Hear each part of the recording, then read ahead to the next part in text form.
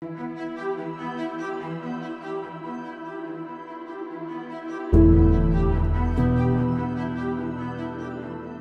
зараз найважливіший і найсильніший взагалі танець, який я коли-небудь взагалі робила. І я бачу, один плаче, друга плаче, третій плаче. Я така, йо-моє, так ви ж не знаєте переклад цієї пісні. Ви чого ви плачете? А вони все поняли. Це завжди дуже складний вибір, як нам діяти. Коли нас запрошують на якісь культурні події, наприклад, кінофестивалі, де також присутні російські митці.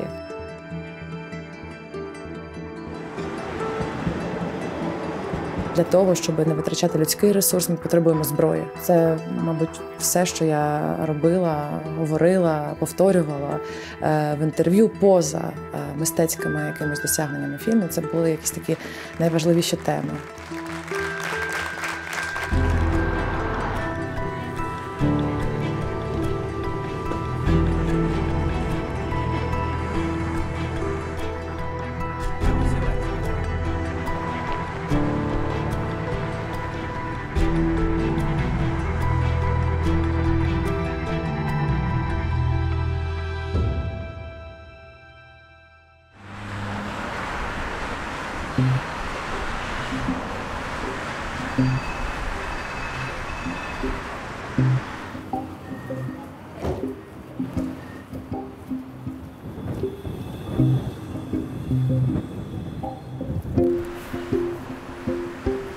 Я перший раз мене запросили сюди на співпрацю, що я не працювала тут. Здається, в 19-му році це були «Д'ябли» Агнєшки Блонської і Йоанни Війховської. Але ця вистава якраз вийшла перед ковідом. І ми її потім рік не грали через це, на жаль.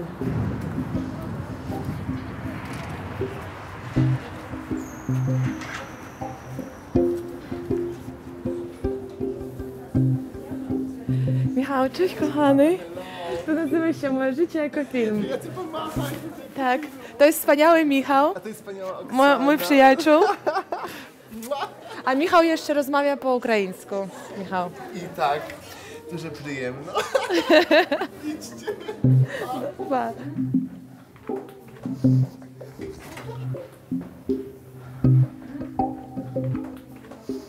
Теж прапор України, щоб теж всі знали. Так, значить, от, будь ласка.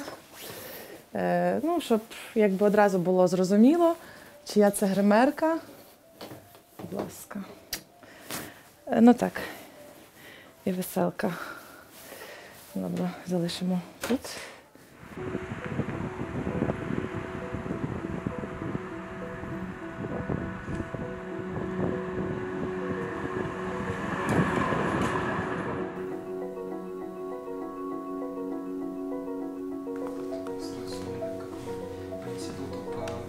Этим всяким селам бегали, фотографировали все, без никаких разрешений. Да, некоторые возмущались. А як ваші костюми? Добре. Підійшли. А де ви шили? Девочки из Запорожья приехали в Словакию, у которых мы раньше ткань заказывали. И мы с ними связались и шили в Словакии. И потом выслали перевозчиками. Вообще без примерок, без ничего. Ну, вони ж по платі вже існує. Да. Шили. Боже, перевізники, якби не було цих перевізників, мені здається, нам тут не було життя, тому що вони просто типу золоті люди. Мені здається, що я вже все, що тільки можна було перевезла з України. Перевести Україну сюди.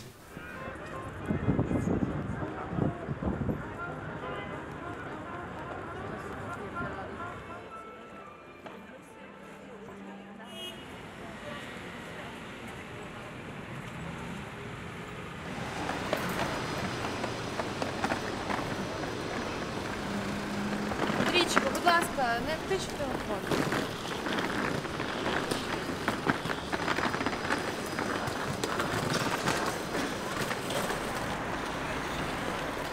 Так сталося, що в мене попереду і позаду кілька подій.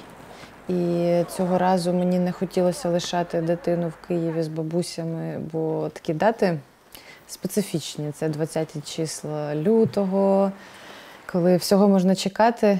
І я взяла з собою сина, хоча він був не супер щасливий з цього приводу, але мене запросили на подію, яка називалася «Війна з жіночим обличчям». Вона відбулася вчора в мерії Парижа. Я там була спікеркою разом з Марією Берлінською. І такий якийсь дуже хороший післясмак. Це схоже на маленький... Може це не наче Версаль, може це справді Версаль?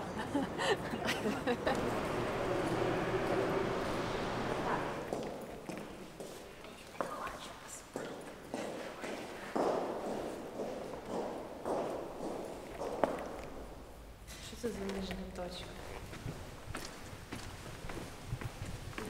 З черги такі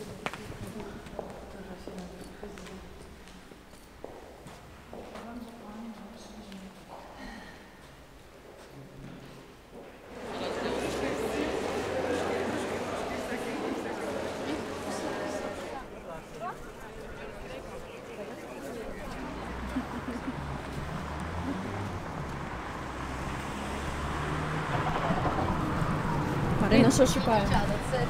Кроса? Кроса? Це, ну. Нема.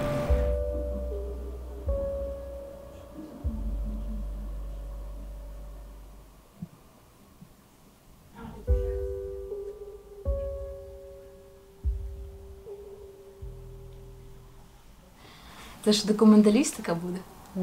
А якщо документалістика, значить таке всяке дуже цікаве можна показувати. Такий браслетик в мене є, такий хрестик. Можна такий великий, що можна тако цілувати. До лоба прикладати. До лоба прикладати. Точно близько 10 країн саме. Деяких було набагато більше концертів, ніж один. Але сьогодні концерт буде такий трохи, як сказати, інтересний, дуже цікавий. Бо фактично французи – це така публіка, я не знаю, чого мене в ту Францію занесли, це вже третій концерт Франції. Так, це інша вистава, і це воно так... Так трохи залишимо, щоб я не пропустила свою виставу. Сьогодні ми граємо «Радіо Марія», виставу Рози Саркісян.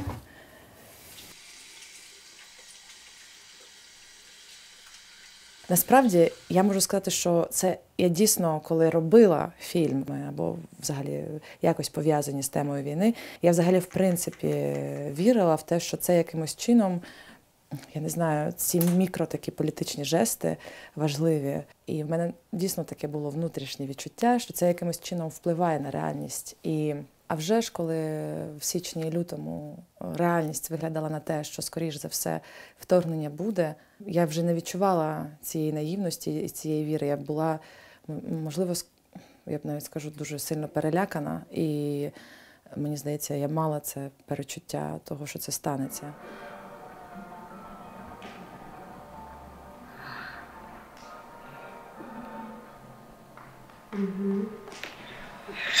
Окей. Ну дай ваш момент.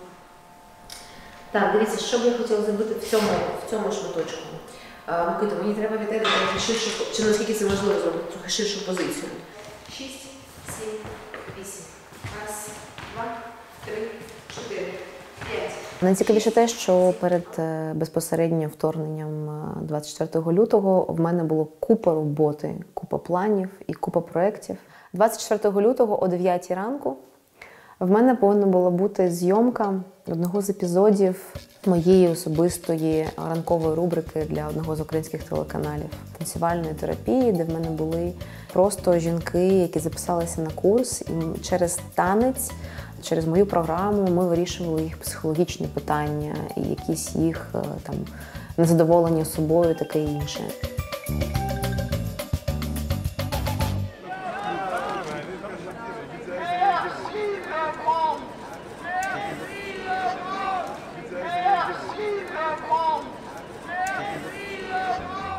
Я із моєю такою найкращою подругою Олею Ми мріяли з нею завжди подорожувати по світу. Там казали, давай туди, кудись поїдемо, кудись туди, по Європі подорожуємо. Зараз вона частина моєї команди. В якості турменеджера їздить зі мною по Європі, і ми такі, пам'ятаєш, ми з тобою мріяли. Тільки трошки по-іншому ми мріяли, насправді.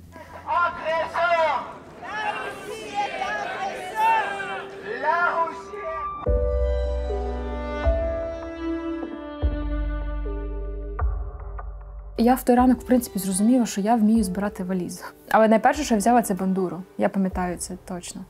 Це була бандура. Я перше взяла, хватила її і розумію, що щоб там не сталося, мені треба паспорт, телефон, бандура. Все, погнали. Ну і кіт.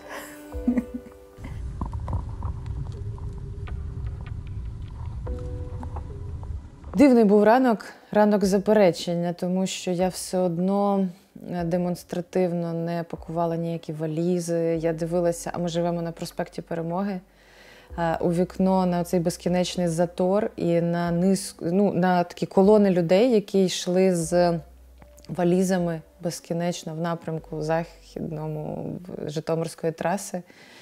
І в цьому була якась така приреченість, а я сердилась, ішла, смажила сирники. Ну, тобто це був якийсь такий смішний протест, бо вже наступного дня у мене кардинально змінилося і ставлення, і плани. Hello, dear friends from Paris. Hello, dear guests of Pompidou Center. My name is Irina Tsilek. I am the director of The Earth is Blue and Orange. And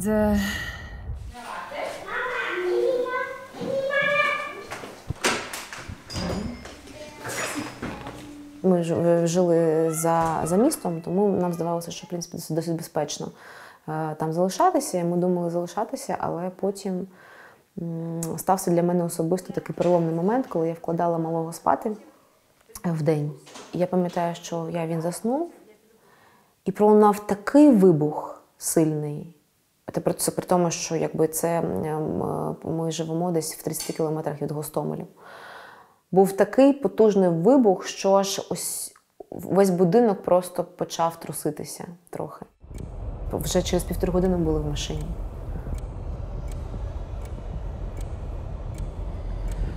Больше 40 часов за рулем. Впереди еще дорога, довольно долгая. Фух, как же хочется домой.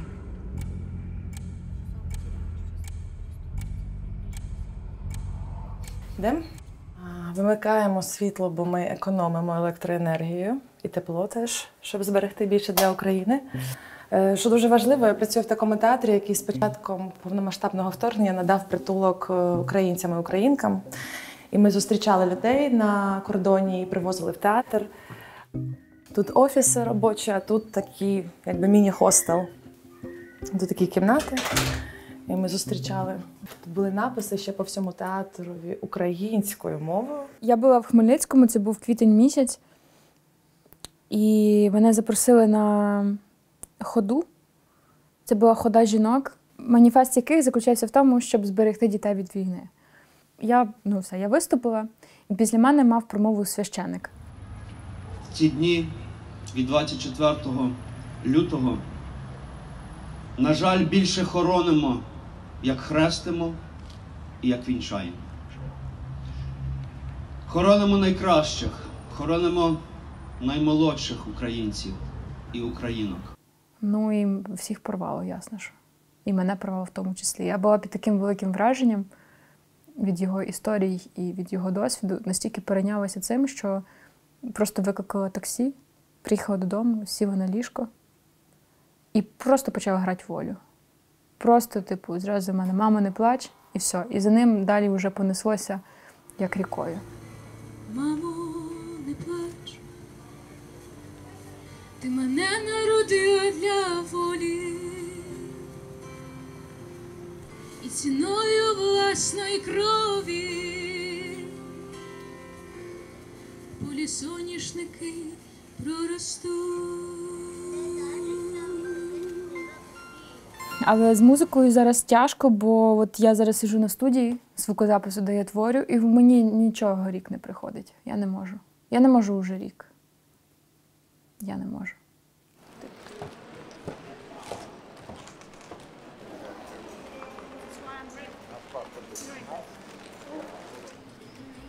Важко продовжувати впевнено знімати фільми, писати, ну не знаю, книжки, будь-що, коли твої колеги, близькі, такі самі, як і ти, режисери, письменники і так далі, беруть в руки зброю, а деякі з них гинуть.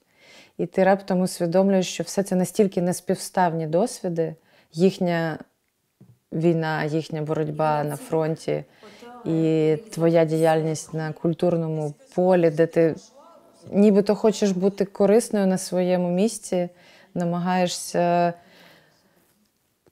продовжувати за інерцією робити те, що ти вміла, але раптом стає зрозуміло, що ти не знаєш більше як. Тоді біля мого дому потрапив снаряд у вантажівку з боєкомплектом, і все це дуже голосно вибухало.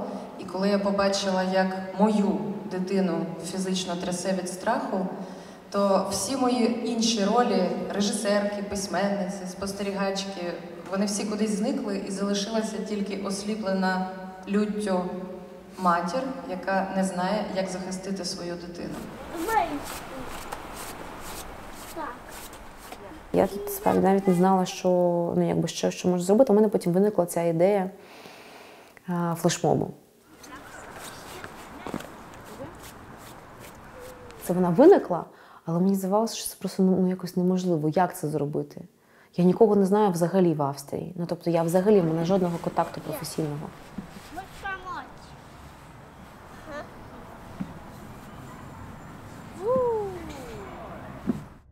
Помилку влучили. Помилка.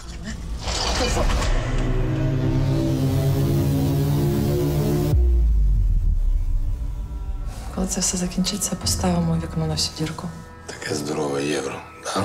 Я мала такий великий сумнів на самому початку. Це був, здається, перший фестиваль в Ісландії. Я питала свою подругу одну, я питала, навіщо я мушу зараз їхати, я мушу тут залишитися, займатися волонтерською діяльністю. Я ж не медійна особа, в мене немає мільйонів підписників в Інстаграмі. Тобто мій меседж, він жодним чином не вплине на якісь великі маси людей. А вона мені сказала, але ж, Оксана, ти спілкуєшся на фестивалях з елітами, які потім беруть участь в прийнятті рішень. І якщо ти навіть вплинеш на 2-5 людей, які приймуть рішення на користь України, це вже робота. Скажіть, будь ласка, що ви відчуваєте зараз у Сараєво, будучи? Наприклад, коли бачите навіть сліди від куль на будівлях? Коли я бачу сліди від куль, я не можу забути про своє рідне місто Харків. І у нас, як ви знаєте, це не сліди від куль, а сліди від будинків, яких вже немає. Наприклад, мій район Салтівка, де я вирісла, його майже вже немає. І як я вже сказала, що коли я бачу такий контраст, є фестивалі сліди від куль, це насправді дає мені надію, що війна закінчиться, ми переможемо, а злочинці будуть наказані.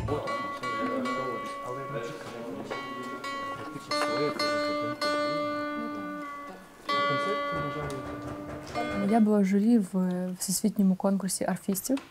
За дні 4, певно, що я знала, що буде російський арфіст там також виступати. Що я зробила? Я пішла, зібрала валізи додому. І кажу, дорогенькі, я поїхала. Вони кажуть, в сенсі, куди ти поїхала? Я кажу, я поїхала додому. А вони кажуть, а чого ти поїхала? Я кажу, я поїхала додому, бо у вас буде росіянин. Вони кажуть, така що? Я кажу, в сенсі така що?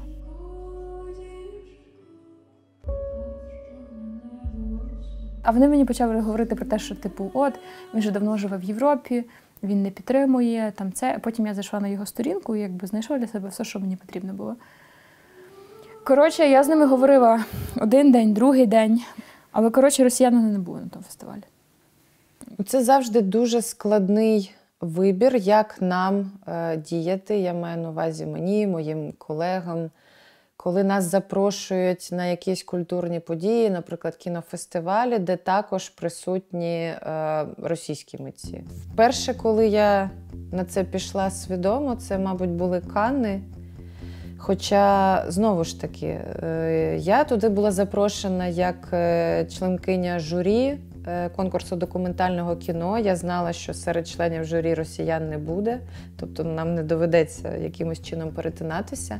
Але я знала, що в конкурсі фестивалю планується, наприклад, презентація нового фільму Серебрянікова. З нашого українського боку були 2 представлені українських фільми. І от виникло питання, а що їм робити? Відмовлятися їм від участі в Каннах і позбавити себе таким чином можливості гідно презентувати Україну на такому майданчику. Зрештою, це було якесь колективне рішення, що ми їдемо всі в Каннах і як тільки можемо на різних майданчиках говоримо про себе.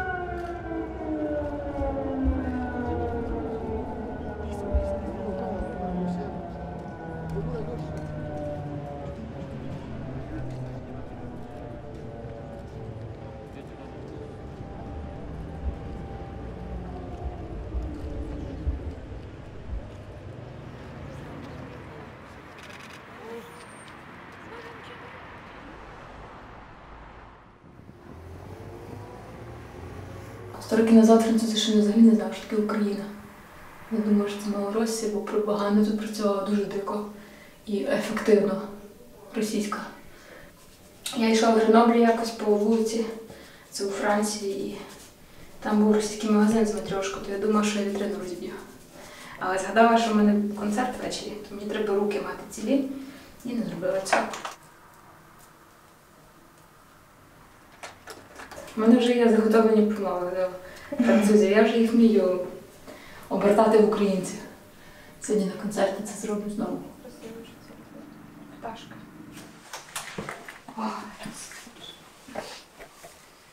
Ти взяла ключ? Так. Ой, не скажи щось на полтавській, Марина. Нехай живу. Скільки раз ти вже виступовувала, що все нормально.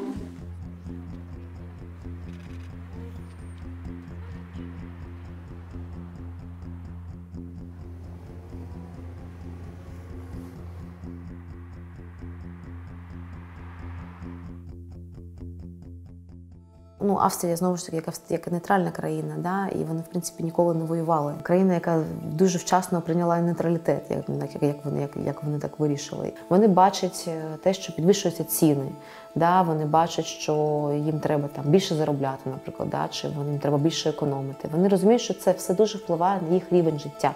Їм це не подобається. Але, друзі, не через Україну, а через Росію. Тому що це не Україна почала цю війну. І ось цю риторику було дуже важливо змінити. І насправді на це спрямована була не тільки до, а і особливо після повномасштабного вторгнення вся політика піару Клондайк, що ми не їздили на фестивалі тільки і виключно для того, щоб промувати своє кіно, що очевидно факт, бо це хороше кіно, яке заслуговує на те, щоб бути почутим і побаченням, але також здебільшого наші задачі, які ми обговорювали в групі, бо я з Мариною дуже сильно комунікувала, як ми будуємо ці стратегії, але вони також були в першу чергу пов'язані з тим, щоб адвокувати зброю.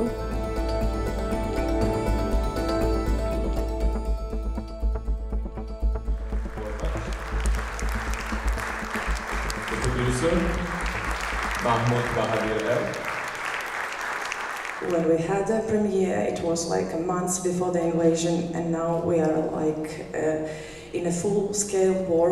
And somehow I'm watching this film sometimes and feel desperate, as if we artists, what we do to this life, as if it is somehow really cannot change the life and cannot influence politicians or whatever.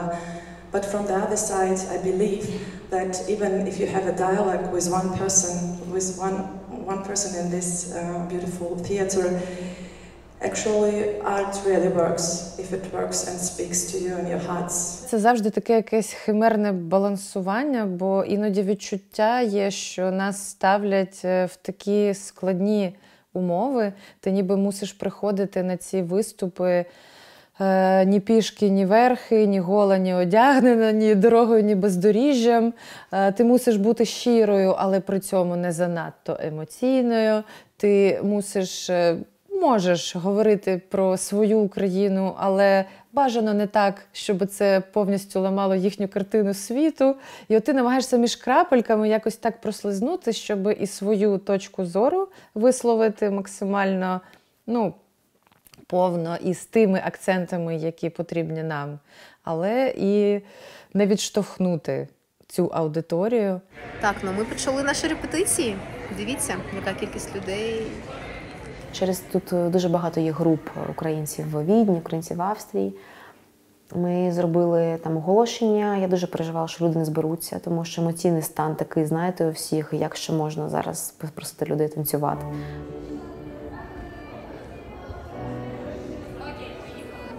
Я побачила жінок, які були готові боротися. Так само, як і я. Боже, це жінки з дітьми. І вони стоять, і вони готові боротися. Вони всі прийшли з чітким розумінням того, що вони хочуть зробити свій внесок в цю боротьбу на культурному фронті.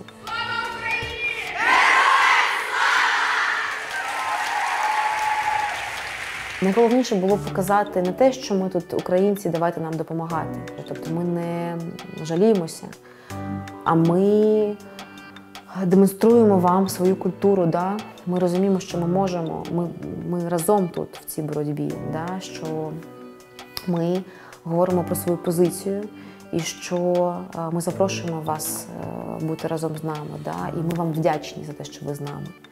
І ми відчуваємо цю підтримку. І ось ці теплі стосунки з іншими націями, вони дуже-дуже важливі.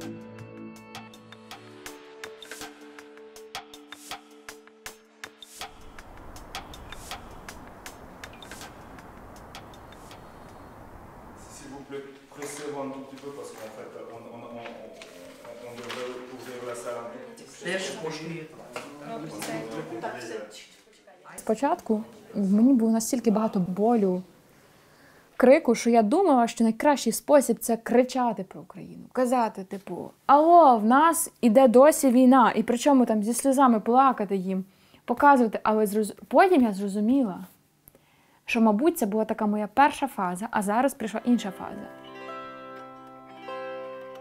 Показати, що тим, чим ми можемо бути горді.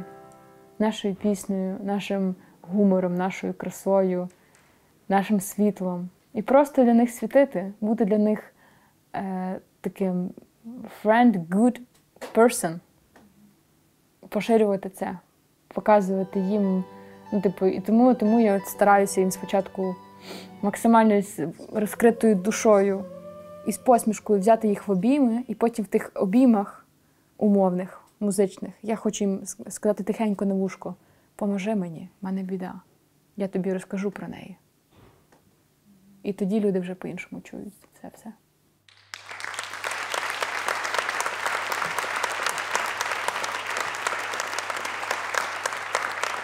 Завдяки оцим нашим і розказаним історіям, і діалогам ми будуємо містки між нами і людьми з інших світів.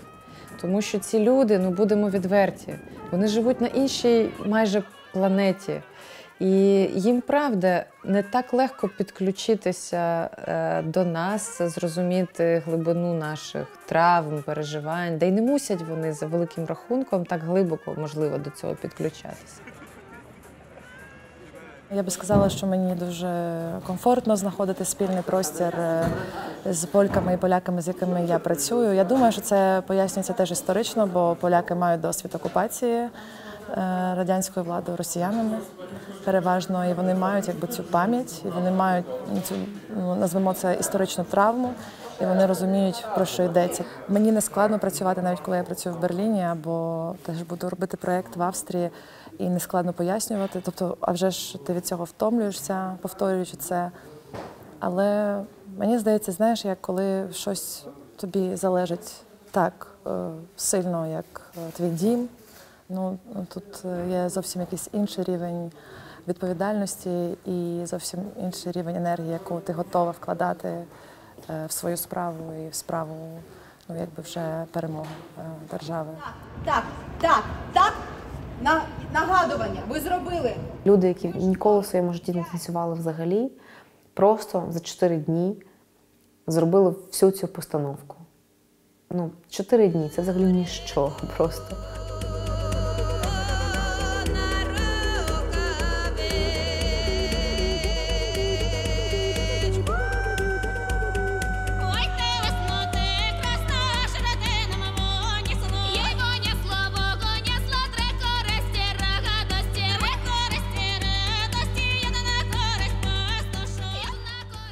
Це, мабуть, на даному етапі це найважливіший взагалі проект в моєму житті. Це найважливіше. Це я скажу точно, що це зараз найважливіший і найсильніший взагалі танець, який я коли-небудь взагалі робила.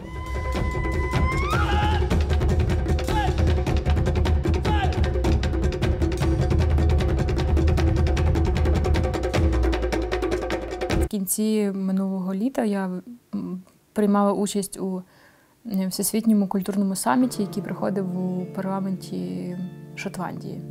I'm Ukrainian, currently live in Ukraine. I'm an Ukrainian artist. In my hand, Ukrainian traditional instrument called bandura. Я думаю, найважча публіка насправді це дипломатія. Вони всі такі з залізними серцями, вони за своїми специфічними професійними бронежилетами, цими піджаками, з папками ходять. До них важко, до їхнього серця важко достукатись зазвичай. Але я знайшла ключ до їхнього серця. Ключ називається простота. Бо всі вони вони засиділись в своїх кріслах, їм хочеться додому. Вони всі насамперед просто люди. І про це варто пам'ятати.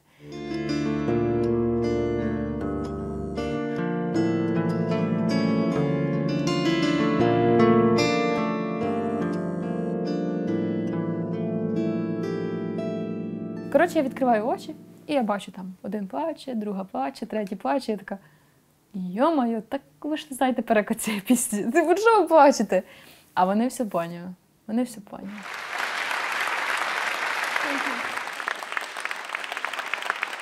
Вчора я читала в мерії Парижа, мені здавалося, що не дуже вдала ідея після дискусії ще читати вірші.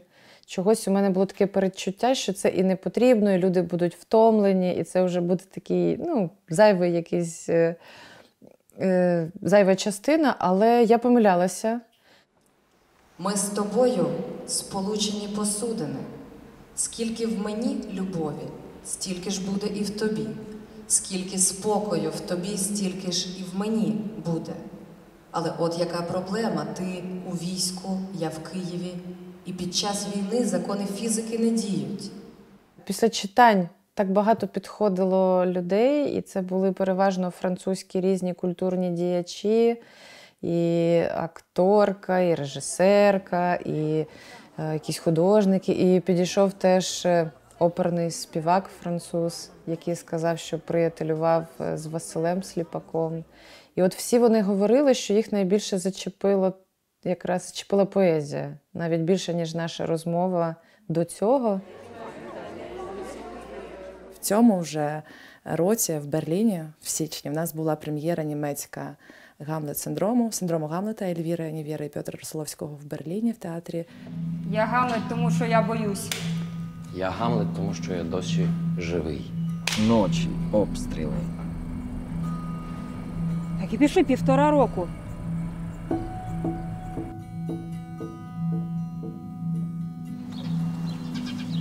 Що ти хочеш почути? Жити чи не жити?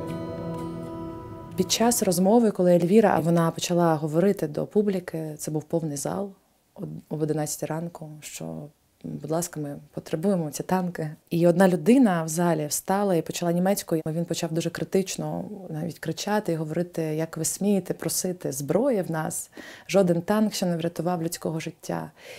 І, очевидно, ми дали відповідь, очевидно, ми говорили ті речі, про які говорили весь цей час, але показово було, що більшість людей в залі почали, навіть використовуючи нецензурну лексику, протиставляти свою думку цій людині і казати, ти не смієш цього говорити, ми маємо це робити.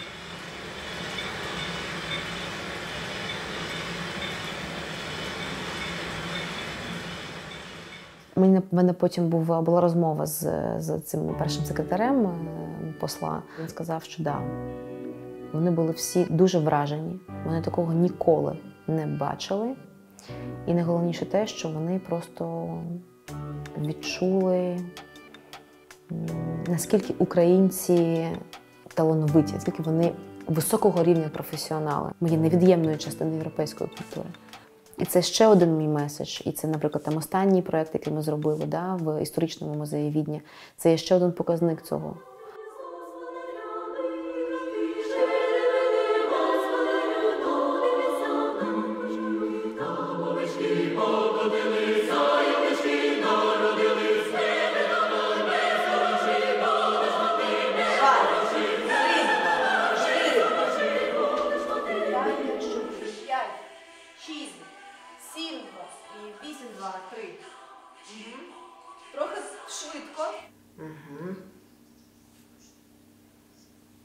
легкість в кожному русі, да, при тому, що вони насправді досить швидкі. Хто ще? А які були відчуття? Які взагалі відчуття викликає музика? Які відчуття викликає хореографія? І саме ви в цій хореографії? Своєю професією, да, майбутньою професією для когось це саме те, що ми несемо. Да? Ми несемо свою культуру, ми несемо свою гордість, і ми завжди її демонструємо. Це є культурна дипломатія, розумієте? Дуже вам дякую за сьогодні. Танцюйте, будь ласка, хореографію, да, відпрацьовуйте її. І наступного разу ми з вами ще щось зробимо цікаве. Все? Тоді до побачення. Гарного вам дня. До побачення. До побачення. Люди знають про Україну зазвичай там, або від своїх близьких, в когось є якісь знайомі з України, або, наприклад, тільки з новин. Вони можуть читати і бачити. І переважно вони знають, яке горе в нас трапляється. Бо хорошого про Україну навряд чи там показують. Зазвичай показують про якісь резонансні події, а резонансні зазвичай погані. Моя особисто місія в культурній дипломатії – це бути таким хорошим і якісним експонатом від України. Бути цим лицем України або душою України, будь-чим. Бути частинкою України, яка приїде і покаже усім своїм зовнішнім, внутрішнім пальцями, грою, співом, мовою, кожним словечком, поведінкою показати, що таке є Україна і що таке є українці. То цей мій фільм «Земля блакитна, ніби апельсин». Він розповідає про дуже простих людей. Це мама-одиначка, 4 дітей. Але що мені дуже подобається і в цих героях, і загалом в певному меседжі нашого фільму, що ми показуємо людей, які з одного боку постраждали від війни, але вони не почуваються жертвами.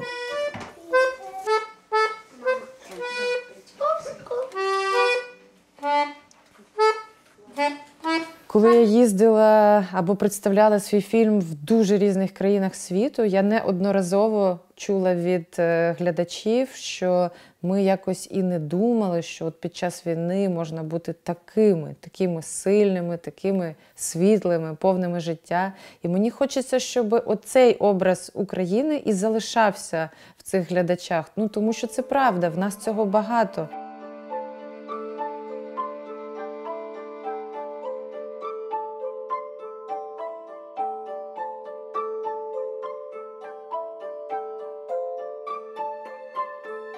Це оберіг, да, звісно, це якби символ наш. І в мене, звісно, є цих мотанок дуже багато.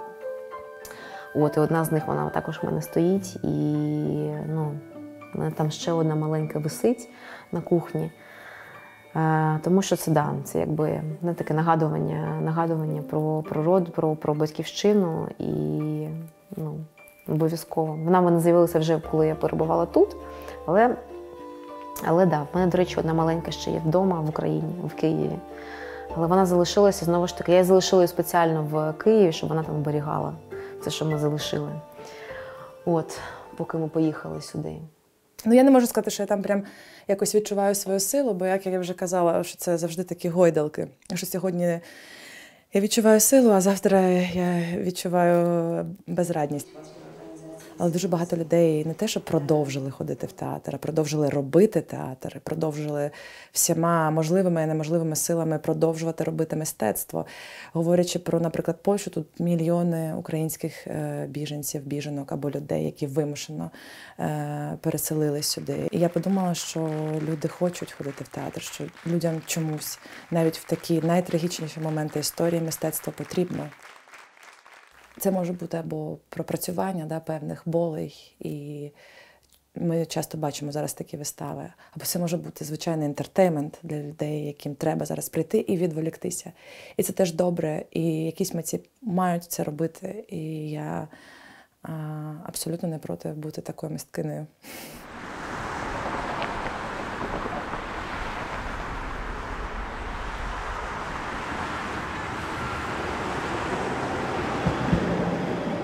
Те, що для однієї людини є супертравматичним, те, що може її зламати, іншу навпаки загартує. І Я, наприклад, і мій син, ми для себе дійшли висновку, що травма бездомності для нас є однією з найсильніших. І виявилося, що не так страшно навіть постраждати від теоретично можливої атаки або інших якихось, як от від відчуття, що ти відірваний від дому, мусиш бути в іншому світі і вчитися якось там давати собі раду з цим іншим суспільством, іншою ментальністю. Хоча мандрувати світом я дуже люблю. Мені дуже важливо приїжджати знову і знову в різні країни, спостерігати, як там люди живуть. Але мені важливо там бути гостею. Я хочу завжди повертатися в Київ і знати, що я вдома. Réaumur, Sébastopol. Я ще не була в Україні. Я пам'ятаю Київ таким, як я тільки 25 лютого виїжджала. У мене є два страхи. Перше, це те, що я можу не впізнати місто, але воно відбудується, ми це все відбудуємо. Але питання, чи нас приймуть? Ось. І тут в мене вже питання до українців, тут в мене вже питання до соціуму. Чи ми ті люди, які опинилися тут не тому, що ми хотіли. Особисто я не приїхала сюди будувати свою кар'єру.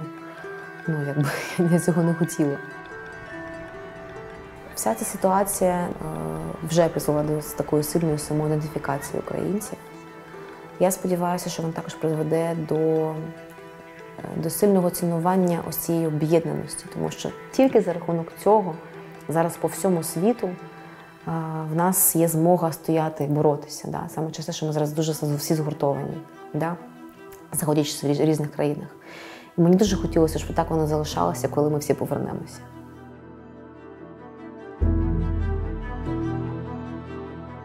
Коли я тільки перетинаю кордон, мені відразу хочеться додому. Чим далі ти знаходишся, тим тобі важкіше. Особисто це мій досвід такий.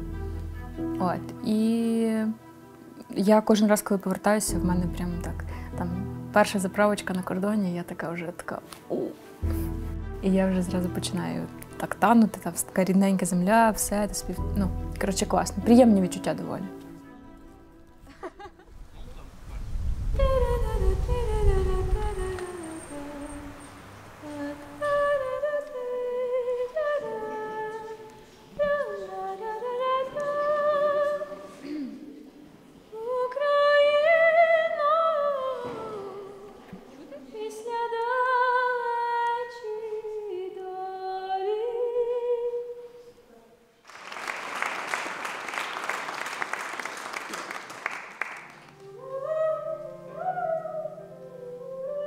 І вони згадають десь за 10 років і скажуть, пам'ятаєш ту дівчину з бандурою, Україну, тоді що в неї в Україні була війна. І ми так плакали на першому ряду після того концерту. І вони скажуть, а зараз ми вже все добре.